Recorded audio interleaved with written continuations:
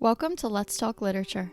I'm Em. And I'm Will. And we're two book lovers who wanted to combine our passions for reading and gossiping and share it with the world. Whether you're looking for a new book to pick up or a new book friend, you come to the right place. So grab a coffee. Or a little wine and let's talk literature.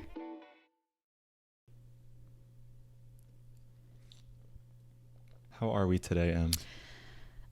Today's good. Today's pretty good. How are you today? I'm okay. I'm a little tired, but I'm doing all right. I'm a little over a month into my new job, so that's been stressful. I've been running still, so that's been helping. And I had to just suffer through this book for this episode. Yeah.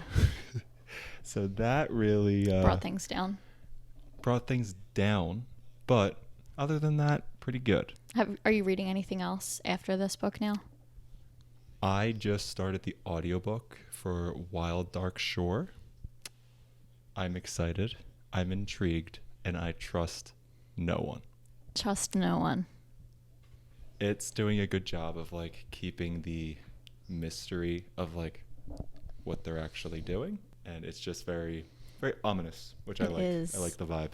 I love the atmosphere of that book.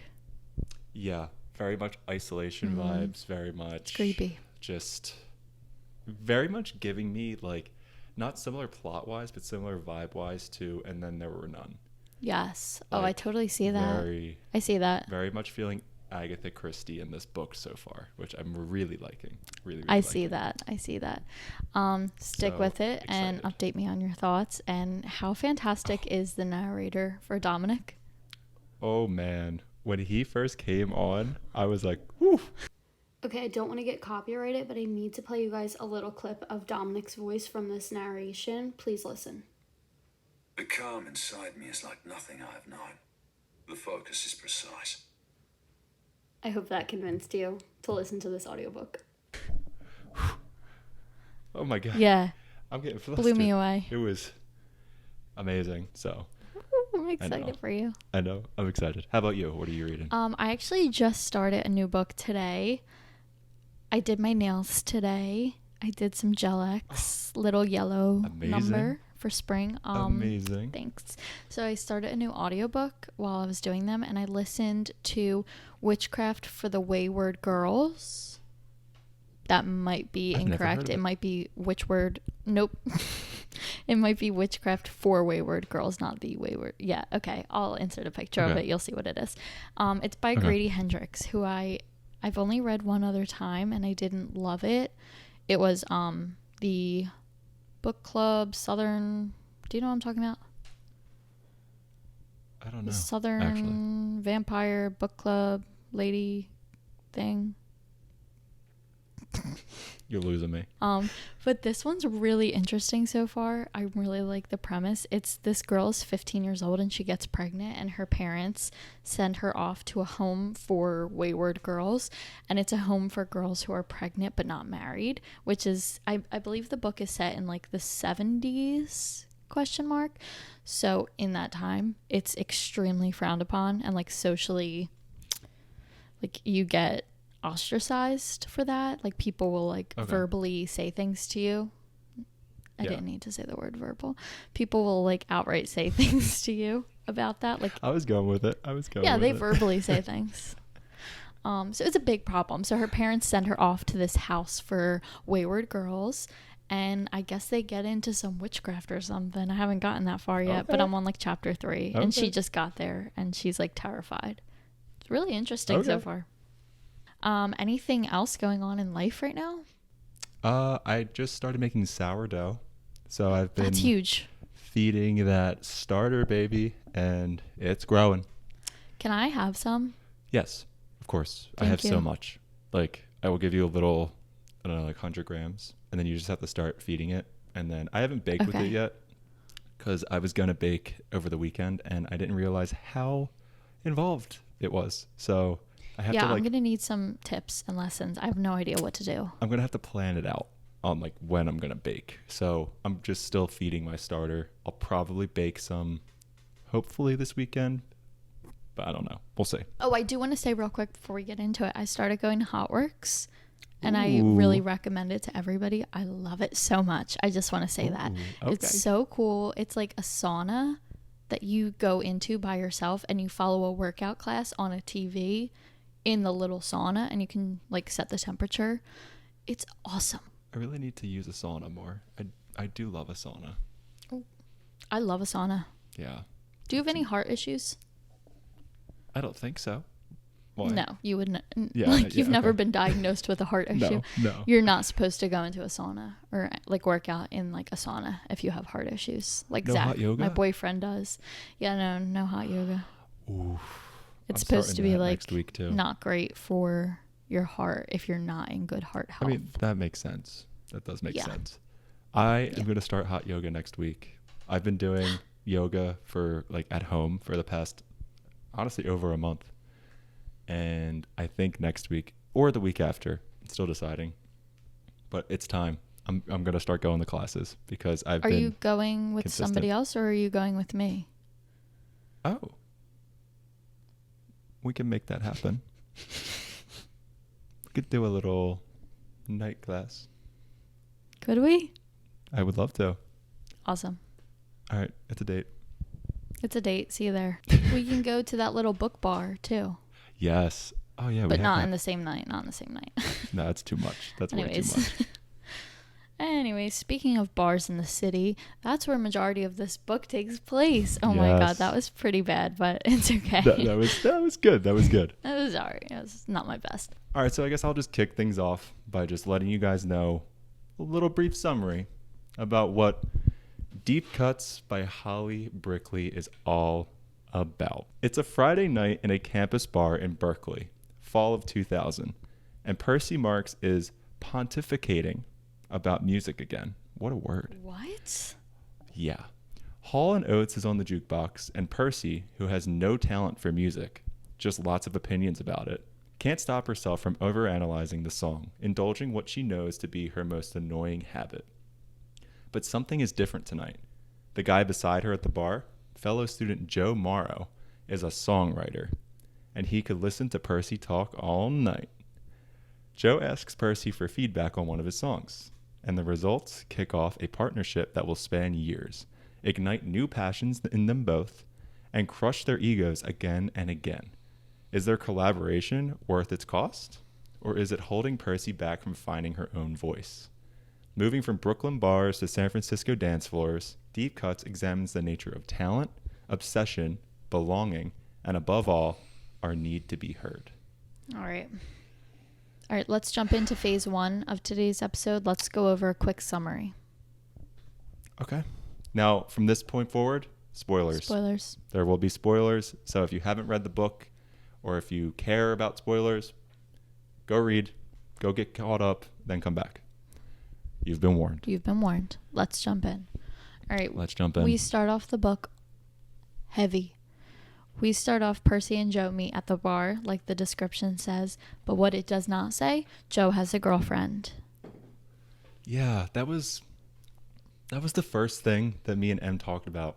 I was like, yeah, this book is starting out really good. Like I was like, this has got me hooked. This is an good, intriguing, nice, cool atmosphere. Bang! Girlfriend.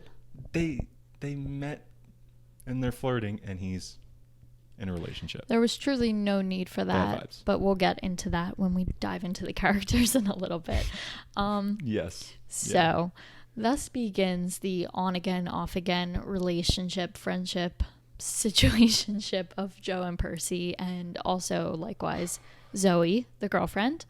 The first part of the book takes place when they're still in college, and Percy is not only helping Joe with his writing, but she is also writing for Zoe's magazine through the school. So she's getting close to both of them, and she's definitely developing feelings for Joe. She kind of can't deny it. They're spending late nights, staying up all night together, writing songs together.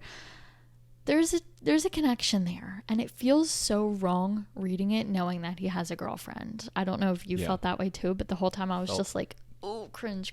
Like, I hate this. Yep. I hate this. And I was just waiting for the shoe to drop.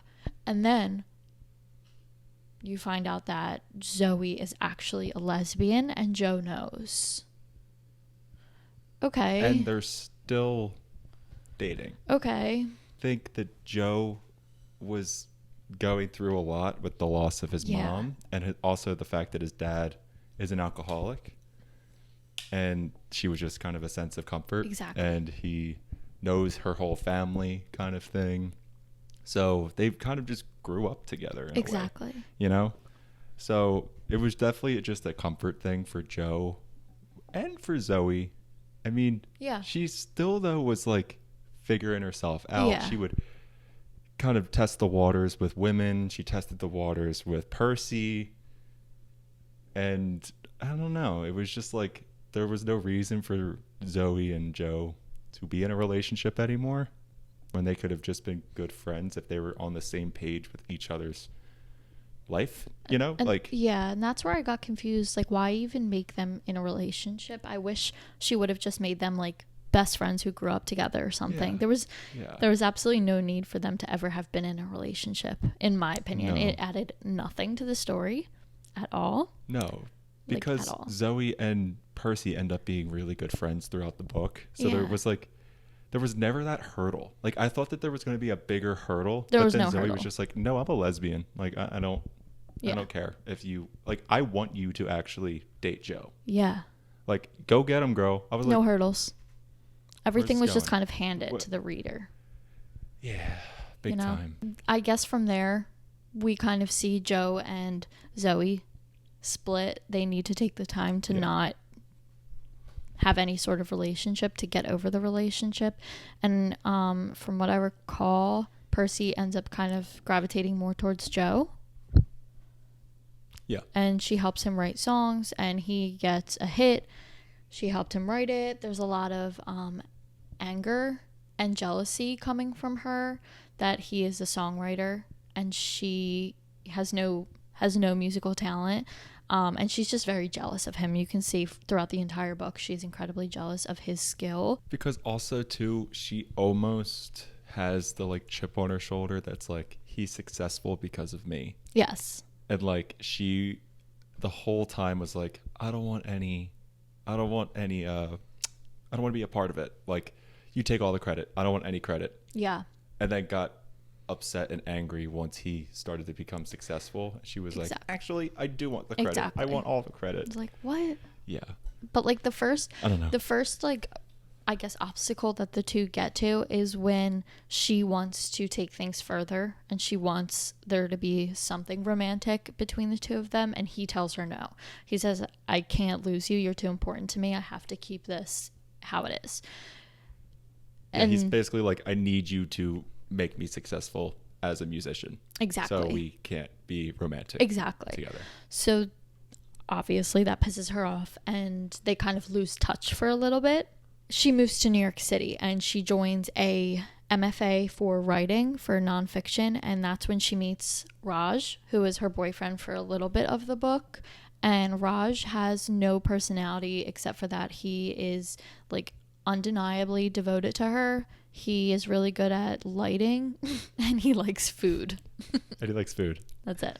And she spends like an entire summer with him, and it's actually really cute, like that journal that they keep where they like write back and forth little notes. I loved that. I really liked that part.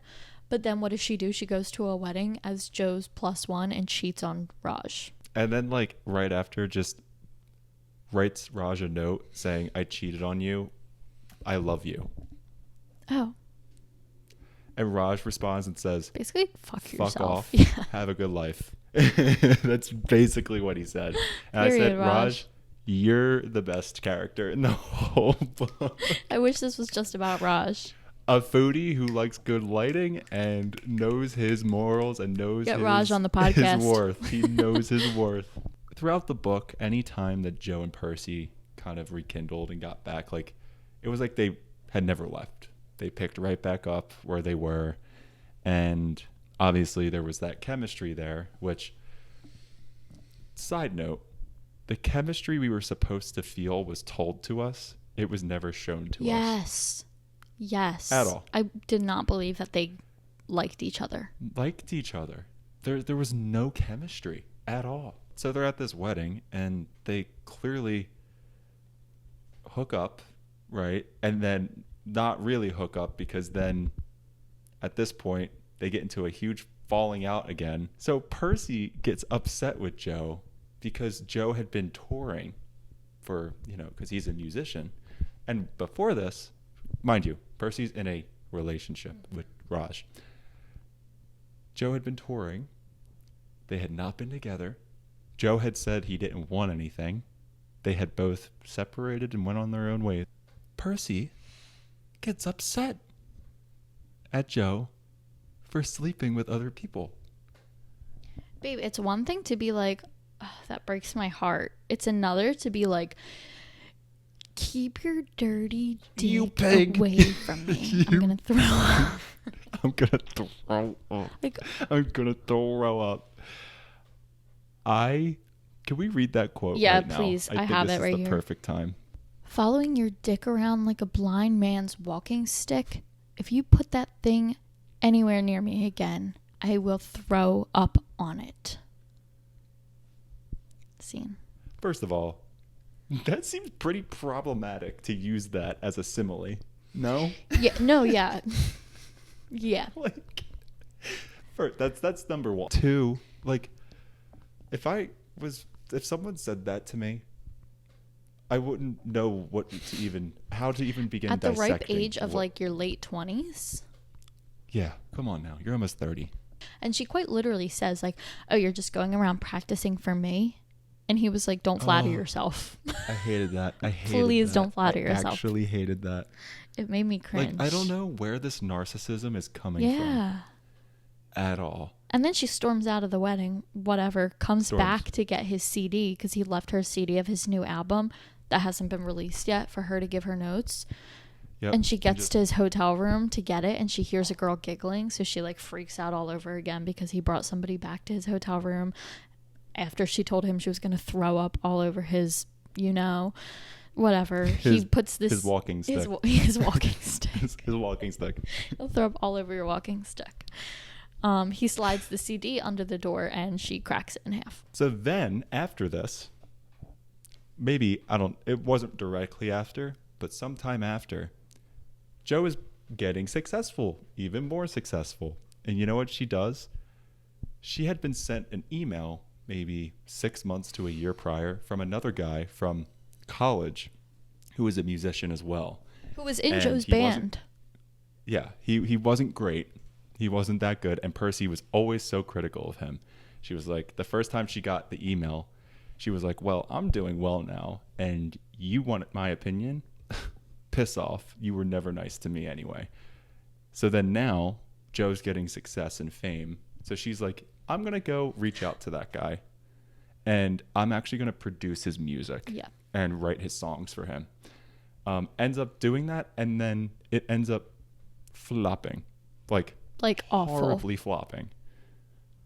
flopping. So clearly Percy's decision making here was all just to spite Joe. Yeah.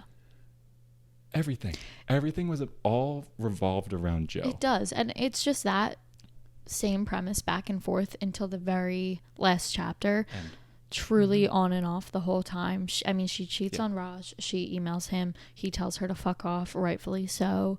She's heartbroken, but she goes back to school.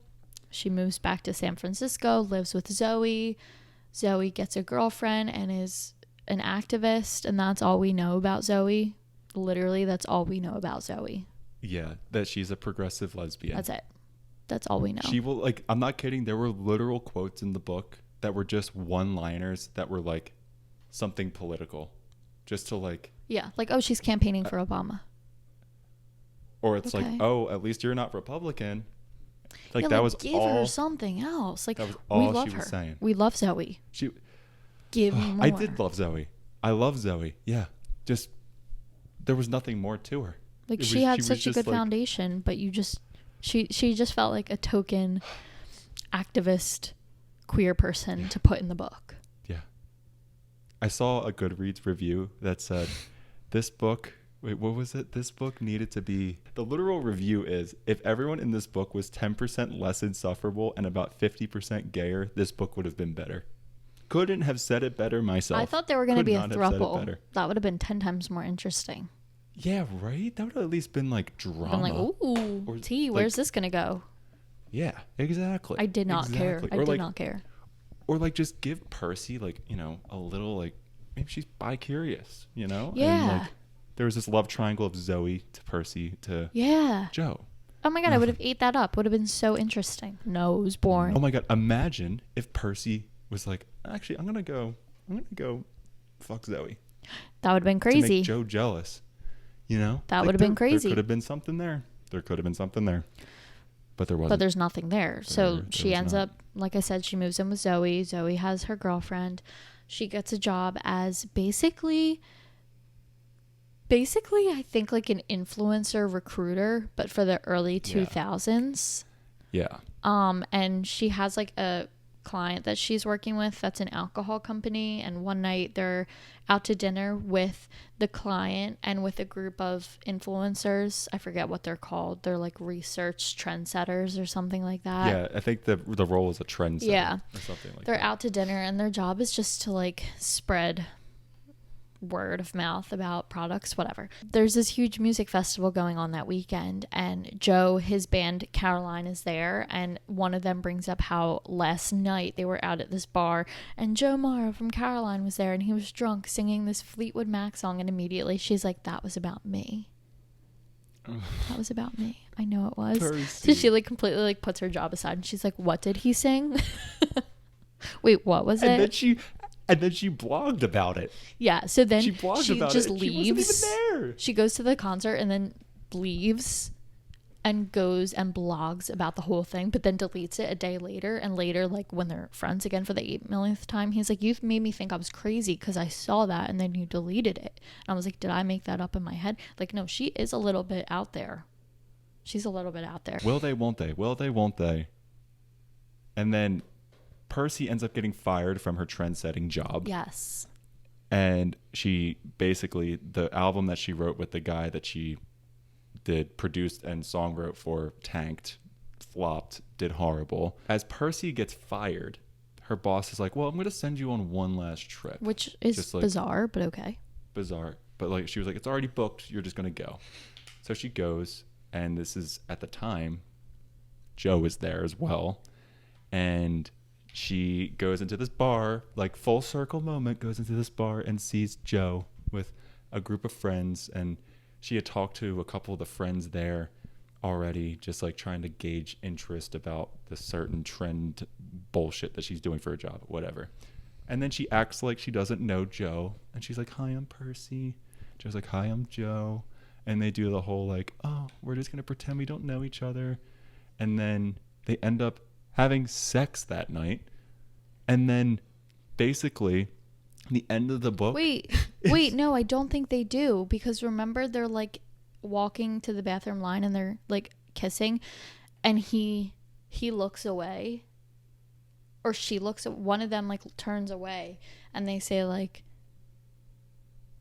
let's keep it separate. Oh, they meet up later and have sex. Yeah, they're Okay. like, Yeah. let's keep everything separate, the music and us, it's too separate. She says that and he's like, no, like that's what I've been wrong about this whole time, like it's supposed to be like together. And she's like, I can't do that, like I'm finally figuring something out for myself. So they don't end up being together that night, but then he ends up going to Zoe's family's Thanksgiving and they reconnect. Yep. And fall in love, and the end. Well, no, the ending is basically they go on Zillow, find a house in Montana that happens to just have a music studio, and they're like, we both need this. Mm-hmm. And then they just run off into the sunset together. And it's And happily ever after. I will say the last line of the book is good. It was a good last line, I agree. You think you know everything. He crossed the bed towards me on his knees. You think the songs will come between us again. They will, I said. And then I grinned, took his face in my hands. But they'll be so good. Good Finally. ending line. Like, good ending line. Also, the fact that the last 2 pages of the book was a sex scene. A choice. All right, there's your gorgeous summary. Let's jump into some analyses. First, I would just like to bring up real quick before we get into the characters, the use of Yep. music in the book. I was really excited for it. I'm not musically inclined or musically talented, but I do love music. Yep. And I knew I knew a couple of the songs that were the titles of the chapters. So I was excited, and I thought it would be really cool to see how she did it. I see that her point was trying to use music as a medium to express the changes and the lessons that we learn and growing up, and trying to reflect that through Percy and Joe's life over the decade that this book takes place. But it just didn't hit home at all for me. I felt like that would have been such a good through line to have, like, the music and each song kind of reflecting what they're supposed to be learning. But it didn't do that. It kind of felt like most of the songs were so randomly chosen, and they didn't really have much to say about what was going on. And also Percy and Joe we don't really know much about. We just know Percy, really. Percy made no changes to her character until the very, very end. So it just all felt pointless. A snap of the finger. Yeah. It just all, like, I felt like the big point of the book was that music being the through line, and it fell so flat for me. And also, too, like, the ending didn't really justify the story at all. No. Like, we didn't get anywhere. No. We just went a few years down the line, and the same thing happened. And, like, who are we to say that it's not going to happen again? It probably will. Like, I feel like they didn't learn anything. It was really just exhausting. Oh, God, the constant miscommunication trope over and over and over again. And it's not like each time there was something different that happened to, like, break them apart and then bring them back together. Like, it was basically the same shit over and over again. And they, like, switched roles over who, like, initiated that breakup or whatever you want to call it. Yeah. And, like, also the fact that it was repetitive like that, and the fact that it just used the same trope over and over again. It was boring. This book was 277 pages, whatever it was. This was one of the longest books I read this year. It was. One of the longest. It really was. When I tell you, it took everything out of me to just pick this up. I agree. I did not want to go back to this at all. Then what Em said earlier about, like, the music references and how that could have been done so well, I literally just started skimming over stuff because I knew that it wasn't important to the story at all. Because once you realize that the songs don't really have a deeper meaning, it doesn't really add anything more to the story. I was like, okay, I don't really need to read this part at all. And even with that, I still had so much trouble getting through this book. Me too. It was so incredibly boring. Me too. And I'm wondering if this is a better audiobook than a physical book. Maybe. But I had people telling me that this was a hybrid of Daisy Jones and the Six and Tomorrow and Tomorrow and Tomorrow. Well, I listened to the audiobook as I read. Oh, it didn't even do it? No, didn't do it. I had to get the audiobook on Audible. I did a 99-cent trial of Audible to get this audiobook because I truly could not push myself through to read this. I had to listen to it. I couldn't do it. Yeah, that's so bad. Like, just so the bad. Characters overall, to me, felt like caricatures of people. Like, they had no depth, zero emotional intelligence. Let's get into that. Their decision making made no sense. I texted this to Em. I said, this is a book that feels so hollow. There's no substance. There's no depth. There's nothing here for me to, like, latch onto something in here. Nothing. No, I agree. And it was really disappointing, honestly. It was. I want to talk about Percy for a quick moment. Percy. Here are my thoughts on Percy. Just a quick little wrap up. The main issue I have with Percy as a character is that she never takes any steps to change anything in her life. She hates that she is not musically talented, and she blames her mom for removing her from piano lessons when she's, like 8 years old. But she doesn't pursue anything and complains about not being talented for the entire book, and it just gets to a point where it's like, oh my god, do something about it. Do something about it. It's so frustrating. She loves all these songs and she has all of these opinions, like she tells us multiple times throughout the book, which we didn't need you to tell us. Like, we know. But she doesn't critically think about these opinions. I felt like she was able to analyze a song so well, but then like doesn't apply to me though. Yeah, like my life. Not what me are you though. talking about? Not me though. Not me at all. And I also will say, on the writers, on Holly Brickley's end, I am not happy with the addition of the NYC chapter where she gets SA'd for no reason.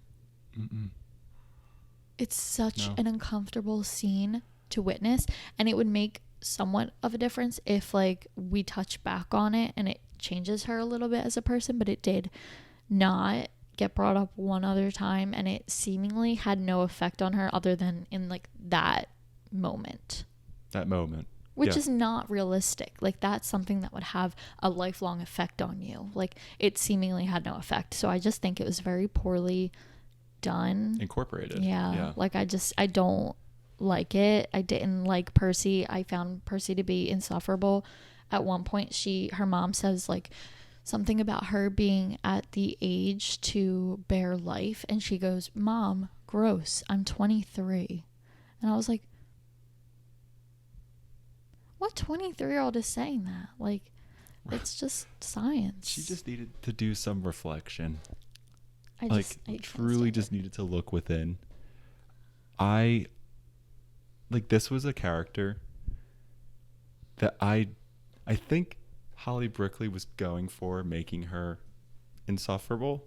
Like, I think so. I think too. that was the point. I think all of these characters were supposed to be really flawed. And at first, I made a TikTok on this. At first, I thought that these characters owned that. I thought the beginning of this book was pretty good. I thought, like, okay, this is going to be a strong start into a strong book. And man, was I wrong. I was completely wrong. These characters did not own anything that they were saying.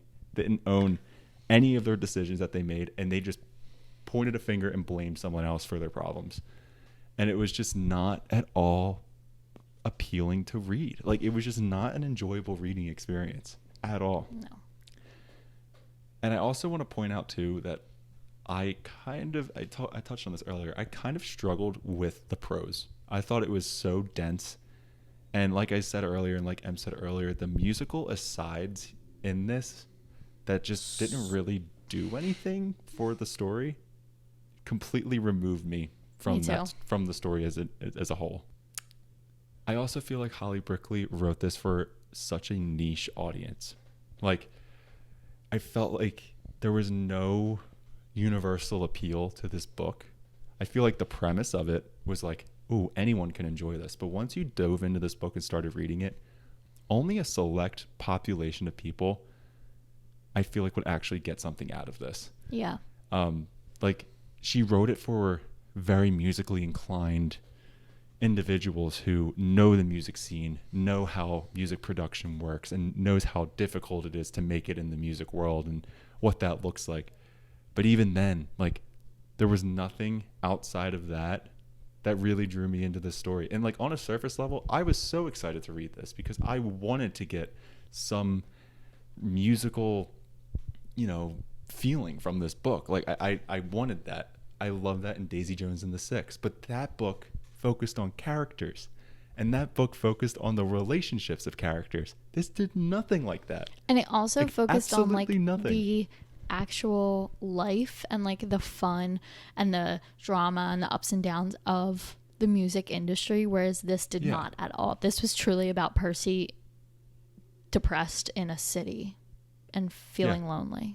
In different cities. Yeah. Just in different cities. Moving on to Joe. I don't really have much to say about him because all we really know is his family history, like of his mom dying and his dad being an alcoholic. We know that that's affected him. We know that he's musically inclined, and once he becomes a star, he kind of, obviously, as Percy knows, gets to experience flirting, sleeping around, living life, which is totally fine, but that's literally all we know about him. Like, I don't know anything else about him, nor do I like really care about him. And he didn't seem like, I don't know what it is about it, so if you can pinpoint this, I'd love to hear that, but I don't know what it is about him that nothing felt like a star to me. Like, he didn't have that star quality at all. No, that didn't come across the page at all, that he was some superstar. No. He really just felt like he was almost, what I got from Joe was that he's insecure. Yeah, like truly insecure. He's looking for validation from others. He doesn't have confidence in himself to put out good music. Also, we never got anything regarding why he's a musician, like what his backstory is on like why he loves music. We were just told that he likes music and that he's a musician. It was never shown to us why. There was never a why. Interesting. And I hated that, because that, again, you're just a caricature of a person. Joe, the musician. Yeah. Percy, the wannabe musician. Yeah. Zoe, the progressive lesbian. Yeah. Raj, the foodie. Like, there was nothing past that for anyone. That was it. Yeah, you're really so right. You're so right. It frustrated me so much. The characters overall, I didn't care for them. No. So I never wanted to read about them. And I didn't care how it ended, you know? Like, I was just happy the book was done. I was so happy. I closed that book and I went 2 stars on Goodreads. I was like, I'm done. A sigh of relief exploded from me. And actually, this makes me like, one major takeaway that I have from this book is that this, so early on in its release, is already being adapted into an A24 movie. I know. With Saoirse Ronan and Austin Butler. We have to go together and watch it. I love Saoirse Ronan, and you're going to hate me for this, Em, but I'm not a fan of Austin It's okay. Butler. I know most people aren't. I can't do it. I cannot do it. I did not picture him at all as Austin Butler. No. But then, thinking about it now, since I'm not a fan of Austin Butler, I know that I'm going to go into that movie and just hate on Joe the entire time.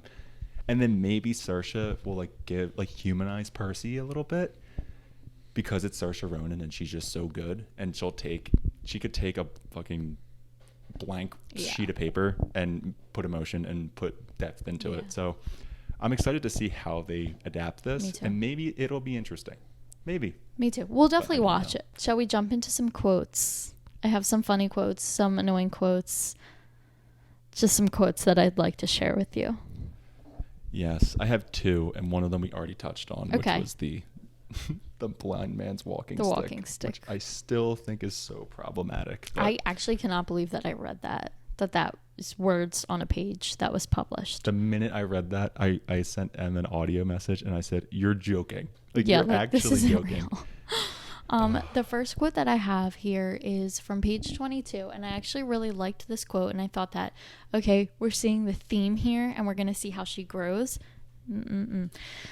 It says, "There were people who could make something like Surf's Up, I decided. People with talent. And there were people like me who could only appreciate it. But at least I had that." She carries that same attitude to the almost very end. I highlighted it because I was like, okay, here's where her starting point is, and we're going to see her realize that she's more than just somebody who observes. But no. No. That's all we got. A quote that made me giggle, like actually giggle, because it felt like something that I would do, because sometimes I analyze things in a really stupid way, is in the second chapter with the king of carrot flowers, when she's telling her friend, like, oh, it's actually real carrots carved into flower shapes, and the friend says, Sandy said into the phone, based on the nature setting of the other lines in the verse, I would think he meant the real wild flowers that grow from the tops of carrots when they mature. It was obvious. Oh my God, I'm so stupid. Stupid people don't get into Berkeley, she said. I had just gotten the acceptance letter. And that actually made me laugh, because I was like, oh my God, like, that's actually kind of funny. Like, she was like, oh, it's carrots carved into flowers. It made me giggle. So I was happy with that quote. But look at that. That's 2 quotes from the first 2 chapters of the book. Like, we started with some promise. We definitely started with some promise. I have here, how many different ways is it even possible for the same two people to break each other's hearts? That was a good one. And love the quote, but I had to have a little comment on that. Holly Brickley, girl, I wouldn't know. I wouldn't know because it's the same time. It's the same thing every time. You repeated the same thing over and over and over again. So I wouldn't know. I wouldn't know. Amen. I did highlight the September 11th quote that I thought was insensitive. It says, "It's like September 11th, but fun," which seemed like something that would never, ever be said again. I was like, ooh, I don't know if you should have wrote that. Why was it said then? I have highlighted part of her message to Raj when she tells him she cheated on him. And she says, "Yes, Joe is important to me, foundationally important. And I suppose that's my excuse for making this mistake. But by the end of the night, I chose you if you'll have me." Gaslit. In the same mouth, you're saying he is foundationally important to you and you slept with him. But I do actually pick you. I pick you, Raj. What? I pick you. What?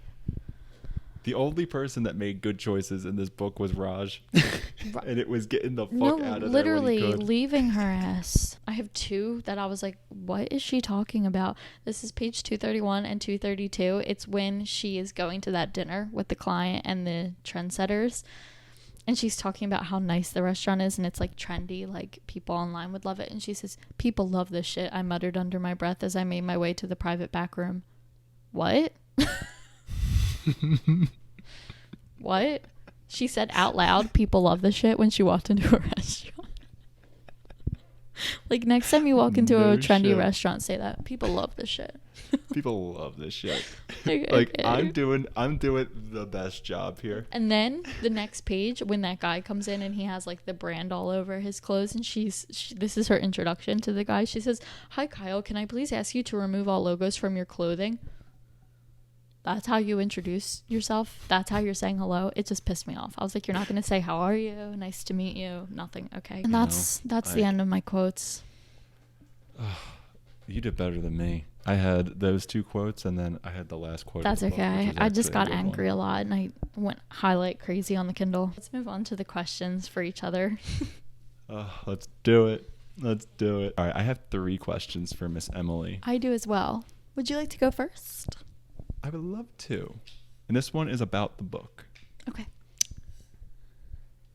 Do you think it is fair for people to say, "Oh, well, you should have known this book was about music," since one of our biggest gripes was only writing to a niche audience who likes music?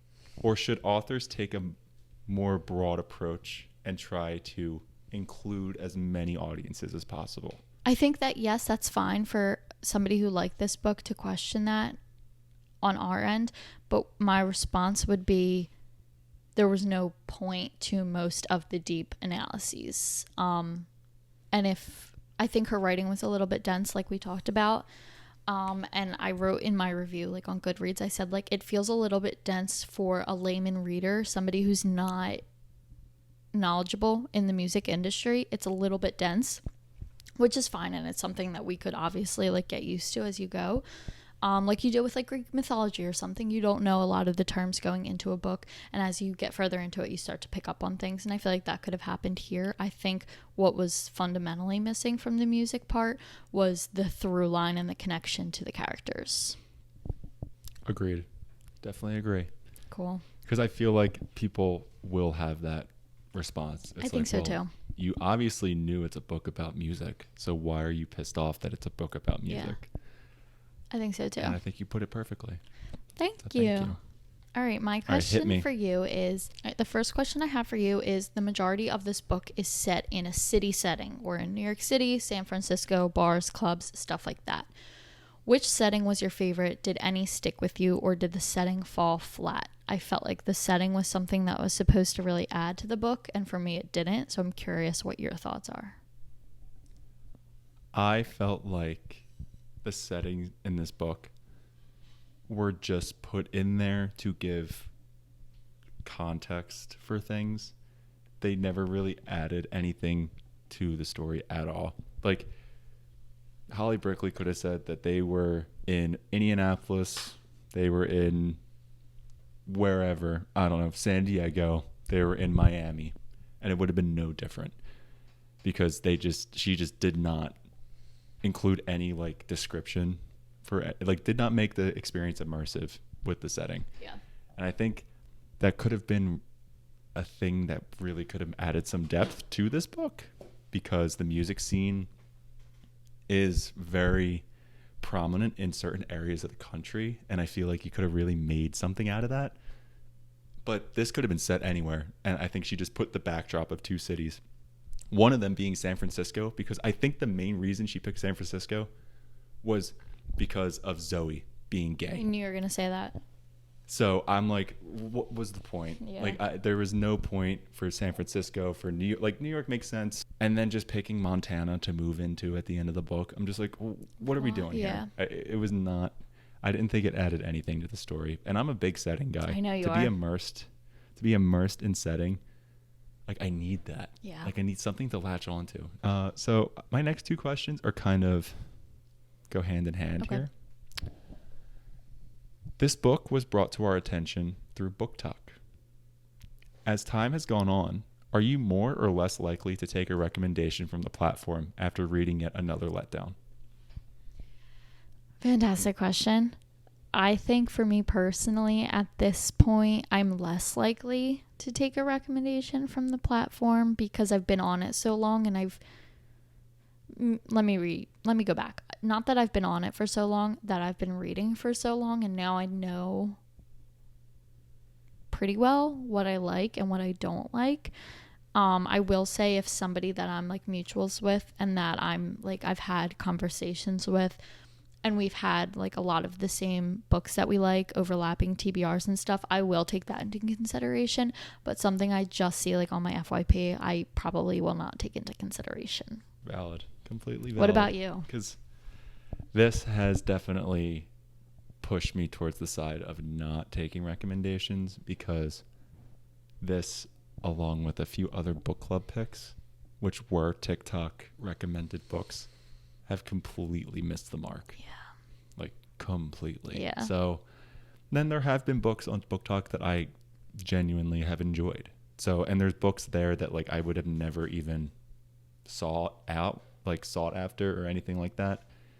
So I do appreciate booktok doing that for me, but I think need to be a bit more strict with the recommendations that I take. I think it's a great place to go if you're like jumping back into reading, or if you're looking for something super specific and you look that up. I think that's a good way to go, but just scrolling and taking every rave review to heart it's a tough game. All right, my next question is, which part of the book, I know that we did not like this book, we've said that multiple times, which part of the book was the most interesting for you, if any part at all? The cover. That's a great answer. Being so serious. If you follow me on TikTok, you will know that I raved about this cover, and I was so excited to get into this book because of this cover. I have now been let down so many times by me saying that I absolutely adore a cover, and then the book is not good. This is beautiful. This is art. It's stunning. It's absolutely stunning. I'm happy to have this on my shelf just because of how it looks. But unfortunately, I have been swindled again. My last question for you. As someone who has a following, are you hesitant to give a bad review on a book that is well received just because of the potential backlash you may receive? Fun question. No. I have a longer answer than just no. In the beginning, absolutely, because it's really scary to put your opinions out there on the internet, and anybody can go in there and comment and tell you're completely wrong and you're stupid for thinking that. As Will knows, he's gotten grilled over the past month. Literally bullied. Like literally bullied online. But I think as time has passed, like I've been active on social media surrounding books for 3 years now. So now I'm like I posted a review of the book today. I don't know if you saw that. I posted a TikTok talking about the book. Ooh, I gotta check it out. And I said, I started it off. I actually took a page from your book and I started it off with a question, because your questions in the beginning have been doing really good. So I started it off I said, what is the worst book that you have read so far this year? I'll go first. And I basically bashed this book and ripped it to shreds on TikTok. So far, no hate comments on that. It's just people giving like their least favorite books, because I don't think a lot of people have read it yet. So we'll see. But yeah, it is a newer release. That's my final answer. No, but with time. Like I've put on my TikTok multiple times that I didn't like Hidden Pictures by Jason Rekulak, and you would have thought I killed people's firstborn child. No, yeah, you would. I've been received hate comments, hate DMs. Someone tried to stalk me, and it was so. I'm just getting by day by day. Yeah, you know what? I'll be honest. That's never happened to me. So like I have had a smoother road. So take your time, okay? All right, my last question for you. I'm excited for this, and this might take a little bit of thinking. Is if you had to pick a song to represent the current chapter of your life, what would it be? Oh my God. What a question. I'm actually gonna take one from Holly Brickley's book. Ooh. Deep Cuts by Holly Brickley. Loved it. 5 stars. 5 stars. This is going to be kind of cliche, but I think it would be Running Up That Hill by Kate Bush. Ooh. Okay. And it's very much because I have started a new job, and that whole song is about like switching places and how things would be different, and kind of like looking at that. And I always just think back to like if I stayed with my old job, how things would be, or like did I make the right decision where I'm at now? And then also I'm trying, to be more creative and using different outlets for that, and just kind of putting myself in shoes of like people who were successful and people who weren't, and just kind of trying to look at my life from a different perspective. I love this. So yeah, I think it would be Running Up That Hill by Kate Bush. That's an awesome answer. Thank you. Thank you. Do you have one off the top of your head? I didn't when I asked you that question, and then I panicked because I realized you were probably going to ask me back. And the first thing that came to my mind, I wasn't even thinking about the songs, but the first thing that came to mind was the fact that Katy Perry went to space. Oh, yeah. Why? I'm not sure. But then I realized the song Roar feels a bit like my life right now. Like I feel like I'm just like really like working hard. Like I'm strong. I'm working on things. I've got the eye of the tiger. So. Hell yeah, you do. But we moved. You roar, baby. We moved too quick over yours. I really liked that answer. I really liked that. You. That was a perfect tie-in to your life. Amazing. Yeah, I can't believe Katy Perry went to space. No, that's actually that could be a whole separate episode. Like, what the hell are we doing? Okay. And then she used it as promo for her new album. Did she really? As Gayle King is sitting over on the other side of the spaceship shitting her pants because she's just terrified. Yeah, she released the set list of her new album, I believe. I mean, on that note, I think that's good to wrap things up for the episode. I agree. Thank you guys so much for joining us on your Friday. We really appreciate you spending your time with us, especially to dive into Deep Cuts by Holly Brickley. Yes. If you read this book, please let us know in the comments what you thought of it. If you completely agree or disagree with us, let us know. We love interacting with you guys. And yeah, I just want to know your opinions because we clearly had a strong one on our end. So clearly, if you did enjoy this style episode, we do this once a month, every single month, and we do a book club over on Fable. As I'm sure you know, we talk about this every single episode. But if you did enjoy it, please feel free to leave us a review and perhaps a 5-star rating on Spotify because it helps us get noticed by other listeners and we can grow this book club even larger. We're already at over 60 people in the Fable book club. Yeah, we are. Which is crazy. It's amazing. Thank you guys for joining. It's amazing. And also, if you want to check us out on other social media platforms, we're also on Instagram, TikTok, and YouTube. We have been posting a lot of content over there, so be sure to not miss out on that because it's a pretty good time if I don't say so myself. All right, well, we will see you next week. Next week will be a April wrap-up, so we'll be talking about everything that we read this month, which is always an interesting episode. I think they're my favorite. Yeah, I was gonna say I think it might be my favorite kind of episode. However, this one was really fun. I really enjoyed this episode. I did. All right, that wraps it up. Thank you guys so much again, and we will see you next week for another episode of Let's Talk Literature. Perfect. Bye.